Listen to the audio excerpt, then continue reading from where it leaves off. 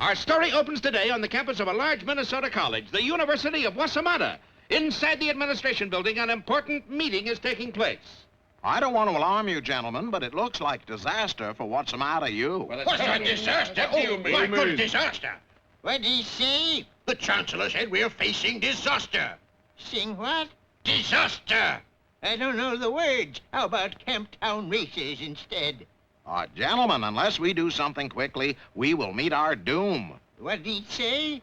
Doom, doom, doom! The Camptown ladies sing this song, a-doo-dah, doo-dah. Please, this is no time for levity. Our enrollment has dropped 80%, our buildings are crumbling away, and what's even worse, Yes! they're taking the Coke machine out of the faculty lounge. Oh, horror! But why? The answer is simple, gentlemen.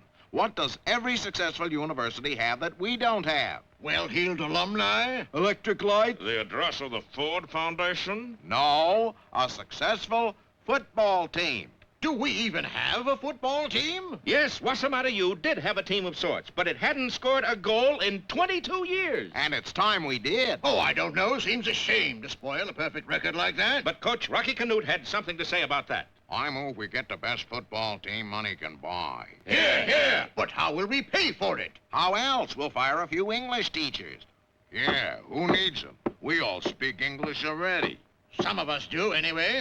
You incinerating that I'm dumb? That you're what? Dumb. Going to run all night, going to run all day. And so it was settled. 5 professors were sacked and 5 football scouts were hired. All right, you guys, I want you to scour the city, comb the countryside, and especially beat the bushes. Why beat the bushes? The kind of fellas we want are probably living in them. Now, go on. The scouts sought high and low for candidates for football glory. They poked into every nook and cranny in the state. A couple of them even went further than that. They got completely lost and as a result wound up in Frostbite Falls, where as fate would have it, Rocket Squirrel chose that moment to say... Gosh, Bullwinkle, I'm making a salami souffle and I'm all out of whiffle powder. Gad, this is fraught with portent. What's fraught with portent? This picture, see? There's Eddie Fraught and George Portent. Nice fellers. Bullwinkle, I gotta get down to the store and back before the salami souffle flops. Stop snuffling and speak up. Well, give me a hand, Bullwinkle. Delighted. Hurry! And propelled by mighty moose muscle, Rocky flashed clear to town, into the grocery store, and back before you can say Jack Robinson. Jack Robin! Here I am! By golly, I couldn't at that. Of course, all this hadn't gone unnoticed. You know what this means, Chauncey? Certainly, a fluffy souffle. No, it means we found the football sensation of the year. I think he's too furry for a football. And that tail. Not the squirrel, the moose. He's the wrong shape for a football. But he's the right shape for a passer. Come on. And the 2 scouts dashed into Bullwinkle, pen in hand. Sign here, fella. It's a college scholarship. A scholarship? Certainly, I can see at a glance you're brainy. Yeah. You're intelligent. Yeah. Bullwinkle, you know who these fellas are? Pick and Pat? No. Gallagher and Sheen? No. Null and Void? Fair and Wormy? No, they're scouts. If they're scouts, let's see 'em rub 2 sticks together. They're football scouts. Then let's see 'em rub 2 footballs together. Let's check the little old rule book, Edgar. Uh-oh. Rubble? Says here we can enroll anybody except a moose. Let me see that. Oh, Chauncey, that doesn't say moose. No? That's mouse. Hot diggity! Come on, sign. Okay. X. Bullwinkle, you know how to spell your name. Yeah, but I don't want to look like a show-off. That's Humble, that's me. Yeah, but... Mr. Modesty. But... When it comes to humility, I'm the greatest. So I see. And so it came to pass that a few days later, Bullwinkle Moose arrived on the campus of Wossamotta U. It's like a beautiful dream, Rock. There must be a catch in it somewhere. You sure you got everything, Bullwinkle? Well, let's see. I'm wearing my bell-bottom trousers and 3-tone shoes. Yeah. I got my ukulele and my hair stickum. Uh-huh. Do you have your textbooks? Don't bother me with details, Rock. Mr. Moose, I'm your counselor. Now, about your classes. I just wear 'em to read. No, your classes. I gotta go to classes? Of course. I told you there was a catch in it somewheres. Now, I'd suggest you take Introduction to Chemical Kinetics, Differential Calculus, and the History of the Peloponnesian Wars. Take 'em, I can't even pronounce them. Boy, they sound tough. I'll never have time to play football. Oh, you're a football player? The Frostbite Falls Flash.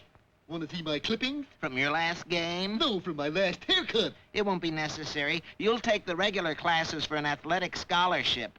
Which are? Personal grooming, crocheting, and reading modern classics. That last one sounds tough. What modern classic do I have to read? Dick and Jane at the Seashore.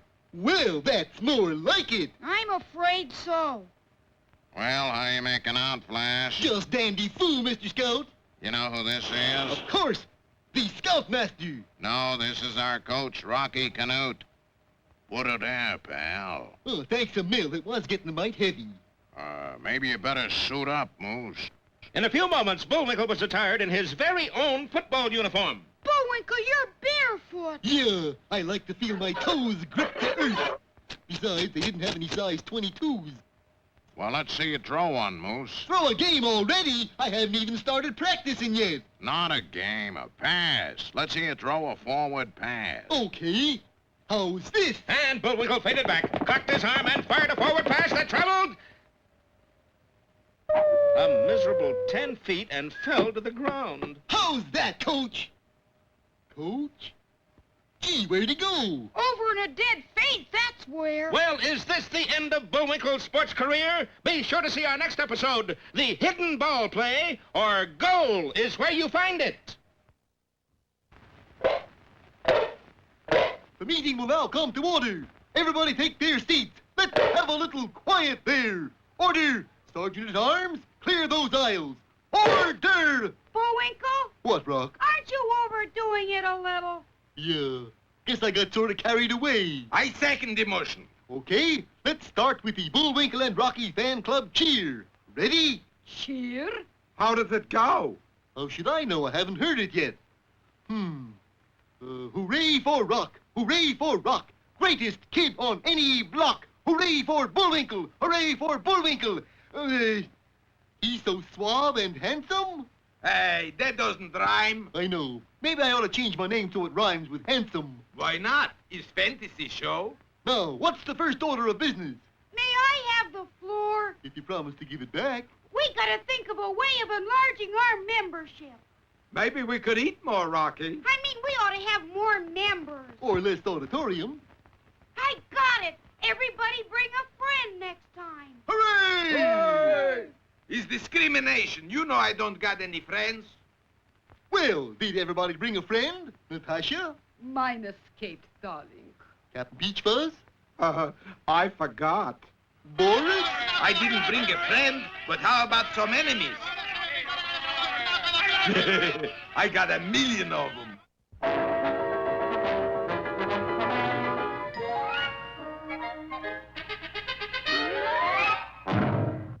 Well, Bullwinkle's career as a football player had quite a setback last time when Coach Canute said, Well, Moose, do you think you can pass? I don't know. I'll study hard. No, I mean a forward pass. Oh, that! Sure! How's this? and Bullwinkle lofted a forward pass that didn't travel more than 10 feet. That's a forward pass. It went forward, didn't it? Turn in your suit, Moose. No, wait. I think I know what's wrong, Coach. Let me send her the ball. Okay, 1, 2, 3, hut! Now, Bullwinkle, Ellie! Well, it was the alley-oop that did it. The football zoomed into the air, down the field, over the goalpost, out of the stadium, and across the campus toward the administration building. Now, Chancellor, this here stadium will cost you only $7 million, and we can start building on... A lot of money, Mr. Herdlicker. I don't think we... What's that? It's a football. How did it get here? Offhand, I'd say it was thrown here by your new fullback. Well, don't just stand there, Herdlicker. Build something. And immediately, work started on a brand-new stadium for Wossamotta U. While on the practice field, Bullwinkle and Rocky worked out with the rest of the team. Ollie! Ooh! I got it. Gee, not so hard, Bullwinkle. That's the third pass receiver we've lost today. We don't lose him, Rock. They pick him up in the next county. But passing wasn't Bullwinkle's only football talent. When he put his head down and charged, he could take out one whole side of the opposing line. That's what I like, a player who uses his head. It's also good for hanging hats on. Came time for Wossamotta U's first game with the Watchmakers Technical Institute. Or as it is known, tick-tock-tick. It wasn't a game. It was a slaughter. Ellie! Ooh! Ellie! A minute before the end of the game, with Wossamotta U leading 66-0, Coach Canute took Bullwinkle out. Immediately, things were different. In the next 60 seconds, Tick-Tock-Tech scored 60 points. But then the final gun sounded. Well, a big upset like that didn't go unnoticed. Whoa! Look what the newspapers say about the game, Rock. I don't see anything. Look down here. Wossamotta 66, tick-tock 60. The type's too small for me to read. But as the season progressed, the headlines got bigger and bigger. Wossamotta U, 90. Barely normal, 0. Wossamotta 89, Purdy Polly 0. Wossamotta, 150. DuQuoin's Grammar School, 0. Little mix-up in the schedule there. Wossamotta was the only team in the nation which was undefeated and untied. Not untied, we're just a little loose is all. But on television, every silver lining has a dark cloud, and our show is no different. For in a downtown bat cave in a large city, some professional gamblers were posting betting odds on next week's game. Oh, boy. You see the odds on Wossamotta U? 200 to 1. Incredible. Well, Natasha, this is it. This is the time for me to turn over a new leaf. What? You know how I am, honey bun. Always destroying things, wrecking them, smashing them up. Yes. Well, now I'm going to do just the opposite of breaking things. You mean? Yes, I'm going to fix a game. Meanwhile, it wasn't all cleats and shoulder pads for our heroes. Eager to make good grades, they really had to burn the midnight oil. How come we're burning the midnight oil, Rock? They turn off the electricity at 10 o'clock. Oh, knit one, purl two, knit two, purl one, knit one, purl two. What are you doing, Bullwinkle? Studying for a test. In what? My toughest class, advanced crocheting. Knit one, knit two, purl one, purl two. Yeah, but why so fast? I'm cramming. Not that life at Wossamotta U was all work and no play. There were lots of typical collegiate good fellowship and hijinks. Howdy, fellers. How about seeing how many of us can pile into a phone booth? I don't think we've met, old boy. I know, but how about some typical collegiate good fellowship and hijinks? We can all go over to my place and swallow goldfish. But There's enough for everybody. I just got my allowance. you must be insane. Come on, chaps. We're all going over to picket Norman Mailer at the Student Union. Gee, Bullwinkle, What am I gonna do with 300 goldfish? well, why But don't you... although Bullwinkle didn't know it, he had an even more serious problem. Well, Natasha, it's great to be back on the campus. Back? Boris, you went to college? Penn State? No, State Pen. But how are we going to convince Moose he should lose a football game? We got secret weapon, honey bun. Oh, I love secrets. Let's see. Here is secret weapon. Boris, is me. And thus it was that next day when Bullwinkle and Rocky left the practice field, they were confronted by a weeping figure. Boo-hoo-hoo. Hold it, Bullwinkle. That sounds like a lady in distress. So? Gee, didn't you ever read the Hero's Handbook? I can never get past the picture of General MacArthur on the cover. Well, Chapter 2 says we should always help ladies in distress. Hi there, lady. Are you in distress? This dress, that dress, who cares? I'm distraught. Do we help ladies in distraught? What's the trouble? It's about next Saturday's game. With Hard Knocks College. Don't worry, we'll mobilize them. That's just it. My little brother is on that team. Your brother? Crazy Legs Kalbfuss. And if Hard Knocks doesn't win Saturday, they'll throw him off the team. Gee. They'll take away his sweater. And it's turning cool, too. They won't even let him watch American Bandstand. Is there no pity anywhere? So, you're great, big, wonderful Moose. That's me, all right. Maybe you could see to it that Hard Knocks wins next Saturday. Why not? Bullwinkle, you can't do that. I'm supposed to help ladies in distress. But Chapter 3 says you never throw a game. Well, if you read your chapter, I'll read mine. What was that you called me, Missy? A great, big, wonderful schnook.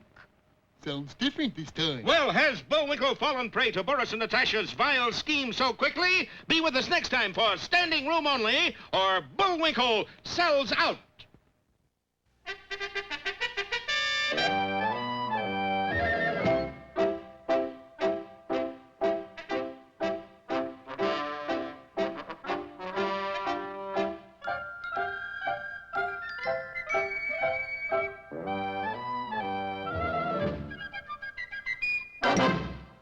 Peabody here, and for you poetry lovers, today's excursion into yesteryear will be a highly informative one. Are we going to visit Ogden Nash, Mr. Peabody? No, Sherman, the poetic personality we will tete-a-tete with is none other than William Shakespeare. We set the Wayback Machine for Warwickshire, England, in the year 1611, and in its customary ingenious manner, the Wayback deposited us before a small neighborhood theater, the Stratford-on-Avon. Now playing a new play by Will Shakespeare, Romeo and Zelda. Romeo and Zelda? Must be a misprint. But it wasn't, for inside the play was in rehearsal, and... Zelda, wherefore art thou, Zelda? Instead of appearing on the balcony, Juliet, or rather Zelda, came marching out of the wings carrying a large flower pot. She left the stage and went directly to a familiar figure who was sitting all alone in the front row. That must be William Shakespeare, Mr. Peabody. And look, she's going to present him with a flower. She presented him with a flower, all right. Pot and all. That'll teach you to steal my play. It's a man wearing a disguise. Francis Bacon, if I'm not mistaken, and I never am. Bacon, you'll fry for this. Ushers, throw this pretender out. You haven't seen the last of me, Shakespeare. I'll be back. Are you all right, Mr. Shakespeare? Quite, my lad. But this comes at a most inopportune time. The play opens tonight. By the by, would you care to witness the initial performance? It would be an honor, sir. However, there's just one thing. Oh? Don't you think Juliet would sound better than Zelda? Juliet. Odds bodkins, sir, I like it. Juliet it shall be. So that evening saw the auspicious debut of a new play entitled Sam and Juliet. Sam? We'll work on him, Sherman. The play progressed smoothly, and the audience was very enthusiastic, all three of them. But during the balcony scene, things went suddenly awry. Juliet, wherefore art thou, Juliet? Poor Sam never found out, because without a warning, the ladder he was on unexpectedly gave way and... The play is ruined, irretrievably and hopelessly ruined. Why do you say that, Mr. Shakespeare? Because there isn't another actor who knows Sam's role. I do. A quick change of clothing, a new ladder, me, and the play resumed. Oh, hark, what hollow light burneth in yonder patio. Egad, the lad's an ad-libber. Verily, I shall ascendeth yon balcony and meet my beloved. Easy with your big toe, Sherman. You're crushing my collarbone. Zelda! I mean Juliet! Thou art wherefore, Juliet? You can well imagine Sherman's dismay when, instead of a lovely young maiden, a lovely young lion appeared. In one prodigious leap, each cat left the balcony and proceeded to empty the theater. He then turned on us. Run for your lives, the performance is cancelled. Quick, Mr. Peabody! No need to panic. We'll simply ring the curtain down. Oh, the tragedy of it all, that this should happen to me. If I ever found the rogue who owned that beast. That beast is mine, Bacon. with eggs. That did it. That terraced the sheet. We shall settle our grievances with a duel. Fountain pens at 40 paces. Fountain pen's my eye tooth. We shall settle it with pistols. Mr. Shakespeare, you can't fight a duel. I must. Mr. Peabody, you will act as my second, and you, young man, you shall be my third. At dawn the following day, the participants met on a misty common. You will each take 10 paces, turn, and fire. Go!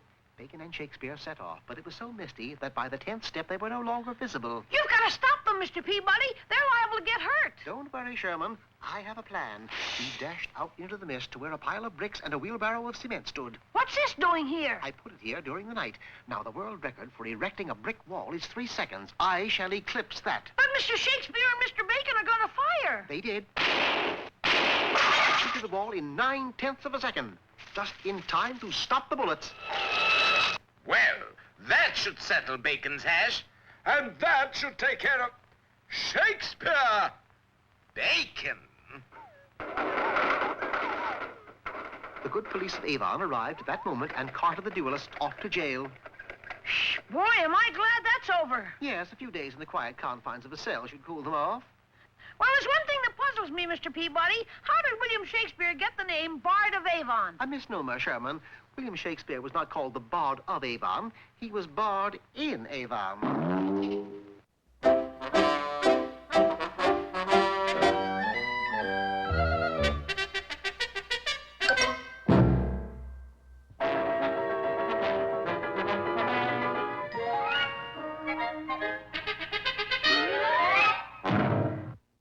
Well, the Wossamotta U football team continues to roll like a juggernaut over its opponents, sparked by the flashy passing combination of Rocky Squirrel and Bullwinkle Moose. Ellie! But Boris Badenov, against all common sense, is betting heavily against Wossamotta. Put all this on Hard Knocks College next Saturday. On Hard Knocks? Fellas, take off your hats. It ain't often we see such touching childlike faith. Mister, you got our sympathy. Put your hats back on. I also got a fiendish plan. And what a plan it was. Natasha, disguised as a forlorn co-ed named Miriam Calvus, convinced Bullwinkle that her brother was on the Hard Knocks Football 11. And if they don't win, he'll be thrown off the team. Never fear, Miriam dear. Oh, poetry. Isn't it, though? And what's more, curfew shall not ring tonight. What's that mean? I don't know, but it sure sounds impressive. Bullwinkle, I don't think she even has a brother. Yeah, but she sure has long eyelashes. I think she's trying to trick you. Rock, I'm surprised. If she does have a football player for a brother, where is he? Where is this Crazy Legs Calvus? You called? You Crazy Legs Calvus. Just look. Crazy legs, all right. Well, that did it. The following Saturday, Bullwinkle just wasn't playing his usual game. At the end of 3 quarters, the score was still 0-0. Boo! Bullwinkle, you fumbled. I bet those eyelashes are 2 inches long. As a matter of fact, the only reason Hard Knocks hadn't scored was that they were almost as bad a team as Wossamotta U. 2-7 hike. Bullwinkle, you missed him. Go on, Whizzer. You're in the clear. And he was too, but unfortunately, in donning his uniform, Whizzer Black had inadvertently tied together the laces of his right and left shoes. As a result... Boy, that's a lucky break. Eyelashes must be 3 inches long. Hey, you know who we haven't seen on the field yet? Among others, Prince Suvarnabhuma. No, Crazy Legs Calvus. Probably saving him for the last quarter. This is the last quarter. Maybe they're 4 inches long. What are? Miriam's eyelashes. See? Where? There in the end zone behind us. Sure enough, Miriam Calvus Or as we know her, Natasha Fatah. was in the stands cheering for Hard Knocks. Kill the moose! And look who's beside her. Crazy legs. It was a trick. Signals. 1, 2, 3, help!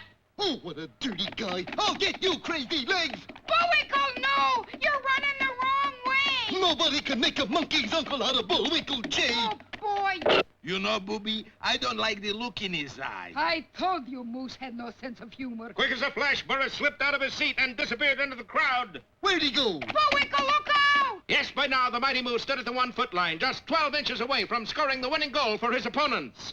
The Hard Knocks players struggled closer. But just then... Bye-bye, bird brain. Yes, Boris popped into sight, clear at the other end of the stadium. Oh, Baz Faz. Things had happened fast and furious. I'm fast and he's furious. So angry was Bullwinkle that he looked around for something to throw at the fleeting Boris. There was only one thing handy, the football. He hurled it just as he was hit by a cloud of tacklers. The ball zoomed over the heads of the astonished players. It was clearly headed right out of the stadium. But just as it reached the end zone, a furry streak intercepted it. It's a touchdown. We win, yay! Ow! Is that the end, Boris? It's not my elbow, honey bun. Let that be a lesson to you, Bullwinkle. Always play your best game no matter what the provocation. Yeah, what the provocation, I always say. As a result of Bullwinkle's performance, Wossamotta became the top-ranked team in the country. Their new stadium was packed every weekend with thousands of fans. Wossamotta was making money hand over fist over hand.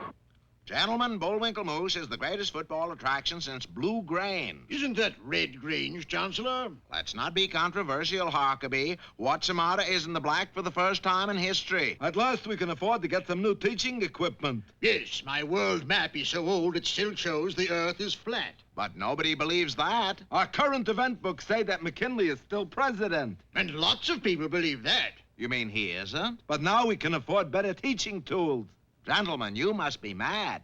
No new equipment? Of course. New athletic equipment. We can't afford to offend Coach Canute. And so, in rapid succession, Wossamotta built an indoor baseball diamond, a 97-room home for Coach Canute, and a pink marble field house shaped like the Taj Mahal. It's lovely by moonlight. How about another test tube for the physics lab? We gotta draw the line somewhere. Besides, it's time to meet the latest addition to our faculty, the world's greatest mathematical genius, Dr. Isosceles Digit. Dr. Digit, are you here to start a new math department? Are you kidding, Jack? I'm here to figure out new football plays. And meanwhile, what of those two heels without souls, Boris and Natasha? Yes, what of us, darling? Natasha, there's only one way to fix the game and beat that idiot Moose. And that is? We got to get our own football team. And within a few days, Boris had assembled the meanest, toughest gang of rascals and rogues in the state, the Mud City Manglers. Look at them, Natasha. Must I, darling? I just had lunch. And wait till you meet the coach. Darling, who could be mean and cruel enough to coach this mob of killers? Who else? You don't mean. All right, team, a little pepper. Last man out of the huddle is the first man dead. Boris is fearless leader. Yeah, he's doing a guest shot in this sequence. A guest shot? There goes a guest now. All right, we'll try number 17.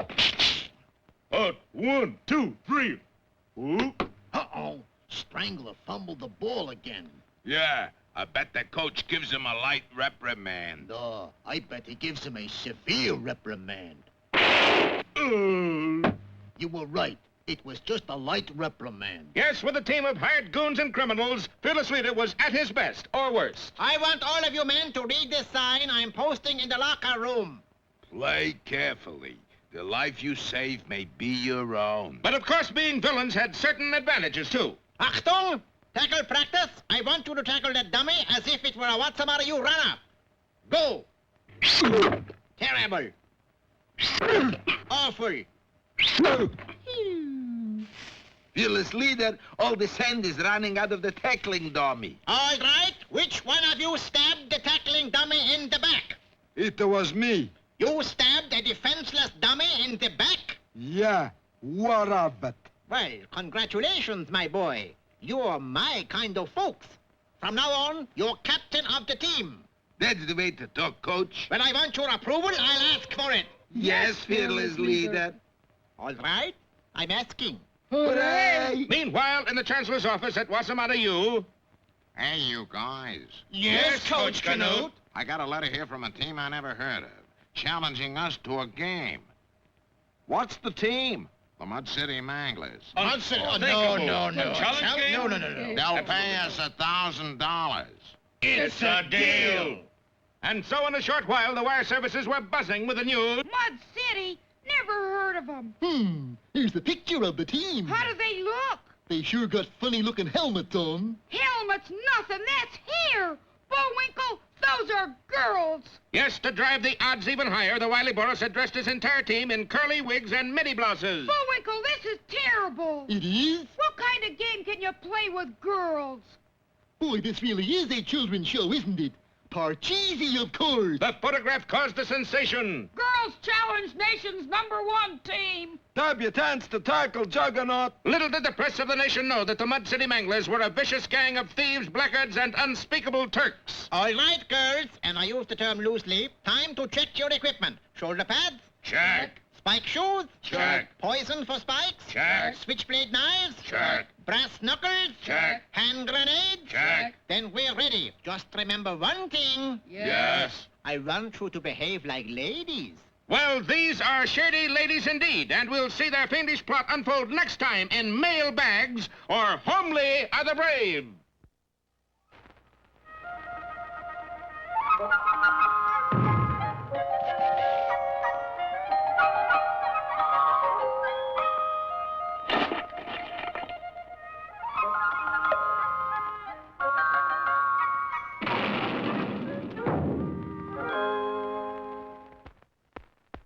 Once, a very long time ago, in a forest, there was a tree, which is a very nice thing to have in a forest. Now, in this tree, there happened to live a funny little man in a green suit with a pointed cap. He didn't live there alone, for he had a son, who was also a funny little man in a green suit with a pointed cap.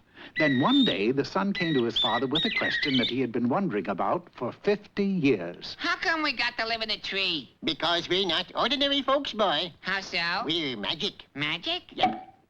How so? Well, you know how sometimes folks get into trouble, and then they meet a funny little man who makes a deal to help them out, and he does little magic, and then later on they write a fairy tale about it? Yeah? Funny little men, that's us. And being that it was his son's 600th birthday, the little man went on to say, And now, sonny boy, it's time for you to go out into the world and make a name for yourself. If I do real good, will they write a fairy tale about me? Without a doubt. The son was very excited about this prospect, and bidding his father farewell, he skipped happily out of the forest and set out to make a name for himself.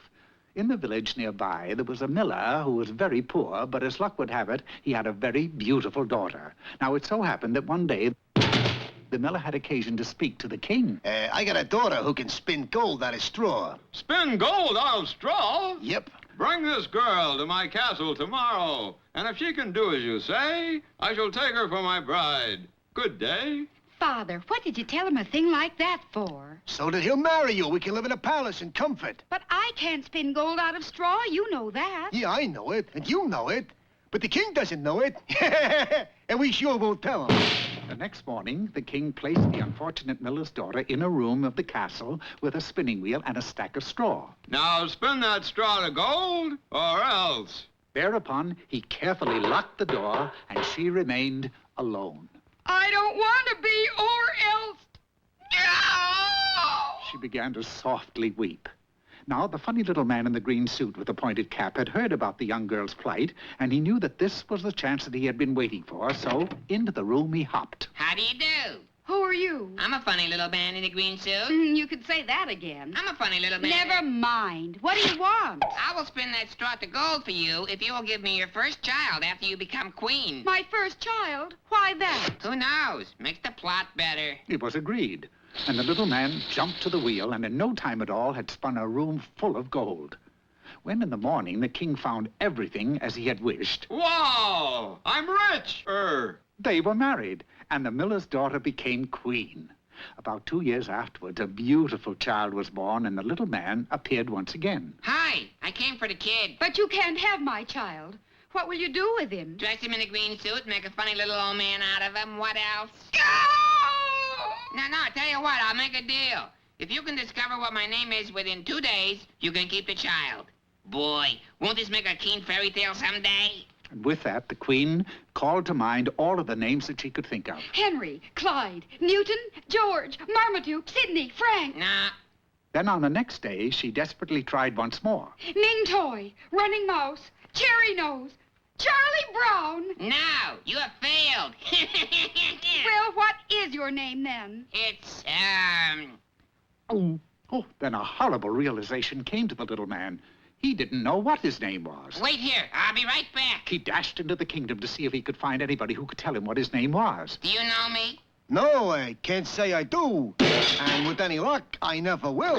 He asked everyone he chanced to meet, but nobody could tell him who he was. Finally, out of desperation, he went to an old wise man who lived in a hole in the ground. No, I don't know your name, but I know how you can find out. Tell me, quick. Get yourself a mailbox. Sooner or later, somebody will send you a letter. Then all you have to do is see what name is on the envelope.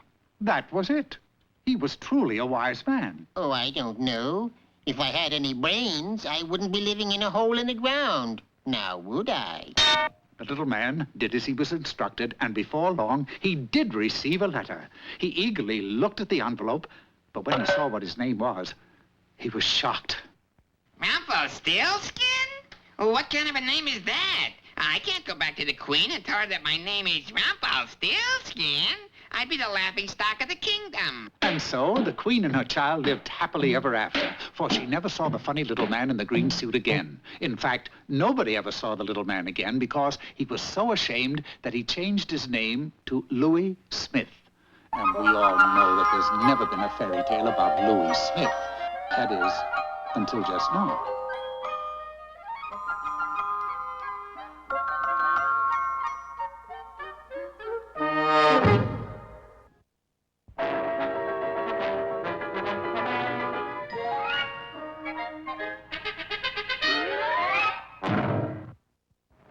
Wossamotta, hats off to you.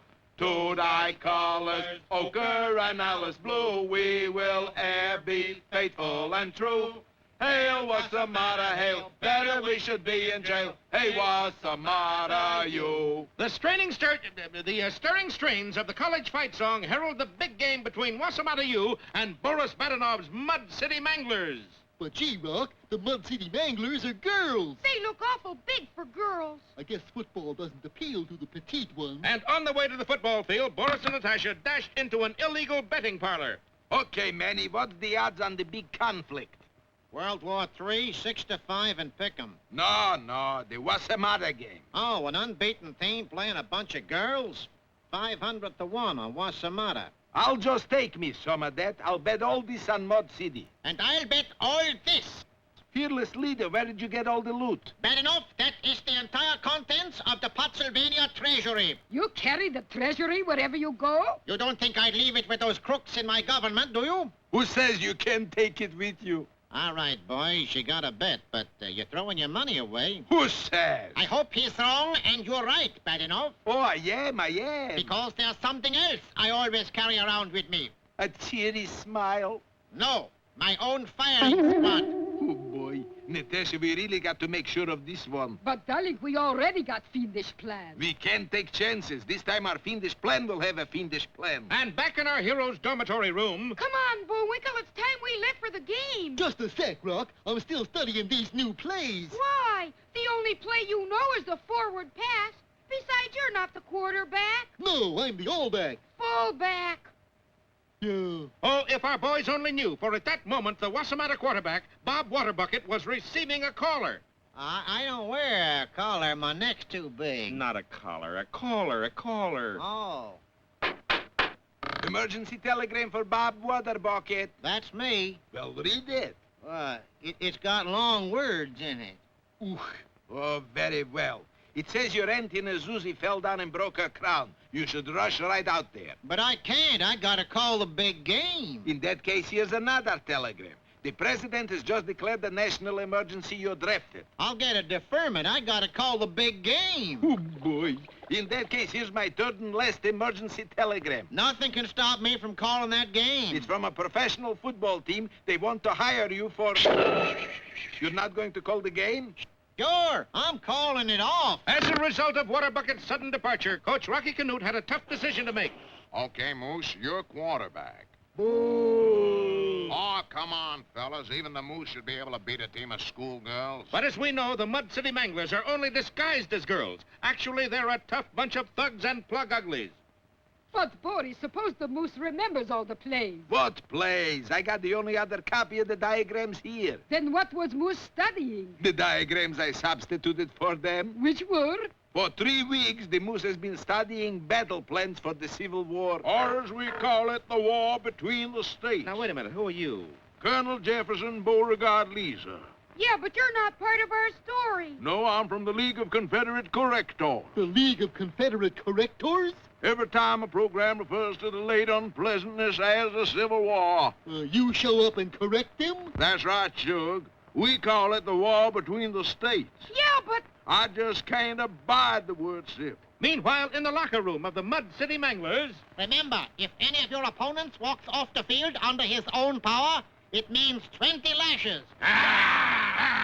All right, men, and I use the term loosely, take the field. The teams lined up, and Wossamotta kicked to the Manglers. Instantly, there was a huddle, and when it broke up, nobody appeared to have the ball. Who we supposed to tackle? Come on, which of you girls has the ball? What do you think I am, a rat? You got it, lady? And before the astonished crowd, the Manglers strolled innocently down the field past the baffled Wossamotta players. Then as they reached the goal line, one of the scoundrels pulled the deflated ball from under his mini-blouse. Touchdown! Touchdown! Any objections, wise guy? Miss, I'll thank you to keep a civil tongue in your head. A war between the states, Tom. Oh, boy. Now, wait, Mr. Referee. Did that really count 6 points? Well, of course not, Rocky.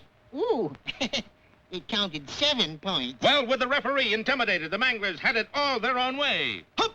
Pass it, Bullwinkle! Ollie! Oop!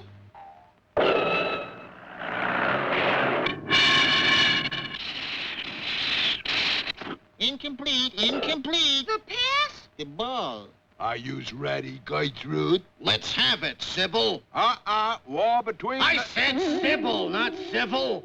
Sorry, man. Play the game! Play the game! It was easier said than done. We're close enough to try a little field goal, Bullwinkle. Just kick it between the goalposts. Right, Rock. Hop! The kick looked good until two manglers moved the goalposts. At this rate, we'll never win. We'll be lucky to lose. But on the next play, Bullwinkle, look at this. Good heavens, Rock! You've scalped the scatback. Scout nothing. This is a wig. Bullwinkle, they aren't girls at all. Oh, darn. What's the matter? I was going to ask the halfback to the prom tonight. Well, anyway, it's our ball. Yeah, but look at that defensive line. Hokey smoke, they've dug trenches. And they've all got guns. Mr. Referee, how about calling a penalty? Oh, I will, Rocky. 5 yards against Wossamotta for delaying the game. Don't you have any courage? Yes, but I've also got a wife and kiddies. Natasha, now I think I'll take up smoking cigars. Why now? So I can light one with these football plays. Other people use a $100 bill, darling. Right now, these are worth $1 million. yes, they were, for Boris had made hundreds of bets on the game in illegal gambling joints all over the nation. Hey, Manny, it looks like that girls' team is gonna beat Wossamotta U. Don't worry, Lefty. I'm prepared. You gonna pay off? You kidding? You see that emergency box on the wall? In case of disaster, break glass. What's inside, money? Nope, a one-way ticket to Brazil. At that moment, the referee raised his pistol to signify the end of the first half. Lying flat on the ground, our heroes were safe momentarily, but the spectators in the end zone didn't make out as well. Manny, the Mud City Manglers just shot away the end of the stadium. What do you say to that? Adios, amigos. Boom chicka boom chicka boom boom boom chicka boom chicka boom chicka boom boom boom. When our heroes finally made it under fire to their dressing room, gloom was written on every face. Except mine. I got despair written on mine. If only they hadn't stolen our football plays. Well, they left these in their place. Bullwinkle, those aren't football plays. Those are battle plans for the Civil War. War between the states, you mean? Colonel Beauregard, you hear? Us members of the League of Confederate Correctors is everywhere. I've noticed. I just can't abide the word civil. Well, here, maybe you'd like to have these plans. My pleasure. Chancellorsville. There was a battle. What a cavalry charge. Looks more like an end run to me. Bullwinkle, that's it. If the Manglers are going to use battle tactics on the gridiron, why can't we? Why can't we? Bullwinkle, you've done it again. Come up with a brilliant plan and like that. Yes, sir. Now there's just that one little question. Yeah? What is it? This is the plan. Instead of football plays, we're going to use the battle plans of the... I was going to say war between the states. Us Confederate correctors can never be too sure. And so when the whistle blew for the second half of the game, it was a strange-looking team that emerged from the Wossamotta U dressing room. Look at them fellas, Roof. They gonna fight the war all over again. Shucks, we Southerners been doing that for years. The ball was snapped, and Bullwinkle commanded. By the right flag, ho! The game started up again, but this time the Mud City Manglers were no match for the military genius of the flower of the Confederacy. In one great flanking motion, the Wossamotta team turned the end of the line and swept down the field. Bullwinkle, you did it! There's the goal, just ahead! Hey! Bullwinkle, why are you stopping? Which direction are we running in, Corporal? Well, south, of course. South, eh? I thought so. These plans call for us to go north. And Bullwinkle turned and began dashing toward his own goal line. On he went, swivel-hipping his way through the opposition. Dagnabbit, you said civil. All right, war between the states, hipping his way through the opposition. Oh, what can save the game for our boys? Maybe we could get some new writers. Don't miss our next historical episode, Bullwinkle Buys a Fence, or Pickett's Charge. And now... Hey, Rocky, watch me pull a rabbit out of my hat. Again? Nothing up my sleeve. Presto! Wrong hat. I take a 7.5. Now here's something we hope you'll really like.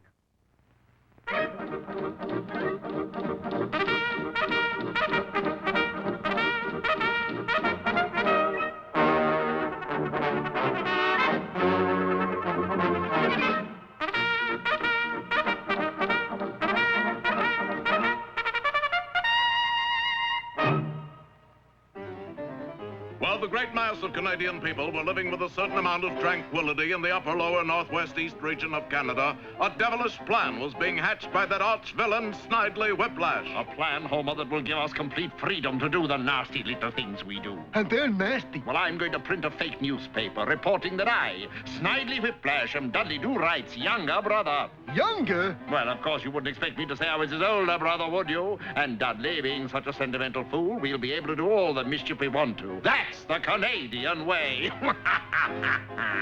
In a short time, Whiplash had put his evil scheme to work. There, that ought to do the trick. So Homer, disguised as a newsboy, rode off to the RCMP camp to deliver the paper to Dudley. Paper, mister? I say, that was about the ugliest newsboy I've ever seen. I'll just catch a quick look before I give it to the inspector. I'd always like to see how Renfrew is making out. What? I can't believe it, but it's in the paper. It must be true. Snidely Whiplash found to be Dudley Do-Right's younger brother. Dudley Do-Right, get in here. Oh, yes, sir, Inspector, and have I got news. Wait till you hear this, Inspector. Later, Dudley, what I want to talk to you about is a man so sneaky, deceitful, and downright rotten that it disgusts me to mention his name. You know who that man is, Do-Right? Is it Sandy Simpson who runs that shady ice cream parlor? I saw him the other day, sir. And of course it isn't Simpson. It's Snidely Whiplash. You mean that clean-cut chap? Are you feeling all right, Dudley? Straightforward eyes, a firm chin, and just a hint of dimples around his cupid bow mouth? That's enough, Dudley. I want you to bring that sneaky snake in, do you hear? And on the double. The next day, Snidely was preparing to blow up the hotel when... Baby brother! Oh, hiya, Dudley. Oh, you naughty boy. I don't know how to tell you this, but blowing up hotels isn't worthy of a Do-Right. You see, besides being your big brother, I'm also a Canadian Mountie. So you see, I have to take you to see Inspector Fenwick. You did it, Dudley. You brought in that loathsome, repulsive, obnoxious... Now, just a doggone minute there. Sir, I won't have you talking about my baby brother that way. Your what? Go on, kick him, beat him. Don't you realize that all his life he's been kicked and beaten emotionally? And it's all my fault. Oh, for heaven's sake. I'm quitting the force, Inspector, because I've learned blood is thicker than water. So Dudley decided to give Snidely the one thing he'd been denied in his childhood, mother love. First, he dressed him in a Lord Fauntleroy suit. Now we'll have to do something about this shack. There now, did you wash behind your ears? Let me see. Come on now, Dudley, a joke's a joke. All right, you can run out and play, but remember, I'll be watching you, and if I see you with that awful Homer boy, you'll have to stay indoors for a week. And no Winnie the Pooh. Whoa, wait. Hey, Snidely. You remember what happened the last time Dudley saw us together? Yeah, you had to stay indoors for a week. Yeah, and no Winnie the Pooh. Yeah, he's a regular Dr. Spruck. I'd have been better off in a stockade. There must be a way out of this. Whom are you talking to whom, baby brother? Nobody, big brother Dudley. Listen, Homer, you've got to print a retraction. Say the whole thing was a mistake, that I'm not his brother after all. It's the only way out of this mess. Okay, baby. And don't call me baby brother. Ah, the evening paper. Just to see how Renfrew's getting along. Aren't you going to read the front page, Dudley? Oh, no, I've stopped reading the front page. Those headlines are too depressing. Curses foiled again. But realizing that the RCMP camp could no longer do without Dudley Do-Right, the inspector's daughter Nell went to see Dudley and try to bring him back. Dudley Do-Right, the whole RCMP camp misses you. Why don't you come back? How can I, Nell? I've got responsibilities, but you could do one thing for me. What is that? Give my horse these lumps of sugar. Here, I'll wrap them in this paper. But as Dudley started to rap, he started to read. Snidely Whiplash and Dudley Do-Right are not brothers. Then I've been the victim of a ghastly hoax. Ooh, that does rouse my ire. His ire roused, he waited for Snidely. Big brother Dudley. And so, Inspector, it turned out Snidely Whiplash wasn't my brother after all. Well, did you bring in Snidely Whiplash? Not entirely, Inspector, but I did bring part of him. What part? His mustache. Well, Homer, I lost a big brother, but I also lost most of my upper lip. You look terrible, boss. Yeah, but you know something? What? It was worth it.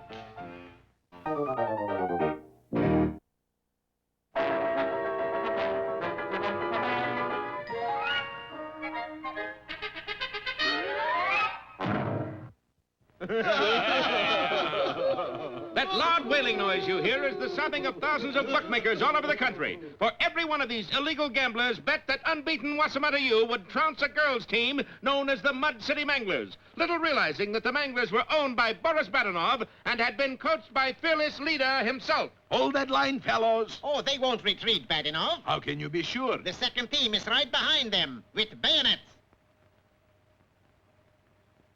Huh? See? The hapless bookies watched as the Manglers held Wossamotta U scoreless for the first half. I'll never make another bet again as long as I live. 3-1 you do. You're on. You lose. Things looked a little brighter for our boys when Rocky decided to play the game according to some old battle plans of the war between the states. Now you're talking, Yankee. But even this idea backfired when Bullwinkle decided to take the plan seriously. But Bullwinkle... Colonel Moose to you, Corporal. Oh, boy. What direction are we heading? South? You mean south? Yeah, Sue. So what? This here plan says we march north. North it is. And with flags flying, Bullwinkle began running toward his own goal line. Again? Disaster was imminent, but as fate would have it, the clock suddenly marked the end of the quarter. What's the trouble? Now the teams change goals. Moose is now running in the right direction. Yes, at that moment, Bullwinkle dashed into the end zone for a touchdown. Hooray! That's 6 points! But the referee, who was under some pressure, decided... No, only 3 points. 3! It's a handicap. After all, you're playing an all-girl team. Yous wouldn't want to take advantage of a lady, would yous? But you're not a lady. Sir, yous is a cat. Penalty on the play. About time. How many yards do we get? I'm penalizing Wossamotta 30 yards, insulting a lady. Yeah, but that puts us behind our own goal line. That's a touchback. Right, 3 points for Mud City. 3 points. They get an extra point for being girls. Bullwinkle, we can't win. That's the general idea, Squirrel. And who are you? I'm the leader of the all-girl team. You are? I'm the field Spitalny of the gridiron. Yeah, but those aren't really girls. I know that. You know that. But does the referee know that? Do you know that? All I know is this fella behind me has a gun aimed right at my 50-yard line. Bullwinkle, that fella's intimidating a referee. Not very well. He doesn't look like one at all. No, I mean he's threatening that poor little guy's life. Well, that does it, Rock. Now my dandruff is up. Give me those battle plans. Ladies or no ladies, this is war. And it was. In the next 10 minutes, Wossamotta U replayed the entire last 2 years of the Civil War. War between the states. And this time, the South won. In that case, you can call it the Civil War. Yes, just before the final gun sounded, Rocky flashed into the clear and zoomed for the goal line. Bullwinkle, pass it to me. Ollie! But that was the moment Boris Badenov had been waiting for. He quickly seized a large rock, painted it to look like a football, and hurled it right at the unsuspecting squirrel. Would you like a nice squirrel coat, fearless leader? You got one, Badenov? No, but I know somebody who won't be needing one in a minute. But let us stop everything right here and change our scene to an emergency meeting of the Bookmakers and Gamblers Protective Association. Fellow bookies, I would like to take advantage of this brief moment to remind you of our untenable position. Our what? Our lousy setup. Oh. Look, the squirrel is going to get clobbered, right? Right. Now, if he loses the game, we got to pay off the Badenov, right? Right. Wrong. There ain't enough money in the world to pay off at the odds we gave him. So what do we do, skip town? Would I suggest a cheap trick like skipping town? Sorry, Mickey. I suggest we skip the country. Where do we go? Yeah. Who'd want crooks like us? Follow me, boys. I know a country that'll take anybody. But the villains had reckoned without the keen eyes and instant reflexes of our furry hero. Hokey smokes, that's not a football. And Rocky swiftly zipped to one side. The heavy stone passed him and plummeted right for the timid referee, who still had a gun held at his back by one of Boris's thugs. Duck! Duck! Hey, what's he mean, duck, duck? Maybe there's a flock of them coming over. Hey, that ain't no flock of ducks. That's a rock.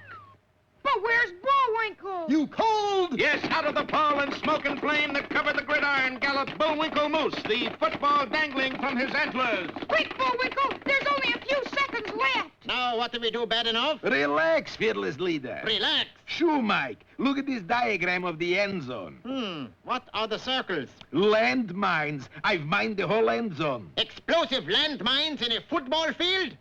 Bad enough. That's a rotten thing to do. I just knew you would like it, fearless leader. Boris, I like to have you around. You're my kind of folks. Could I call you FL? I'm on my way up, Boris, and I'm going to take you with me. But alas for the villain's plans, Bullwinkle dashed into the end zone, turned and galloped all the way across it, and didn't step on one mine. Touchdown! Yay! 6 points. Wossamotta wins! Yay! So you had landmines in the end zone, eh? Bad enough? I can't understand it, fearless leader. I could swear I had one right. You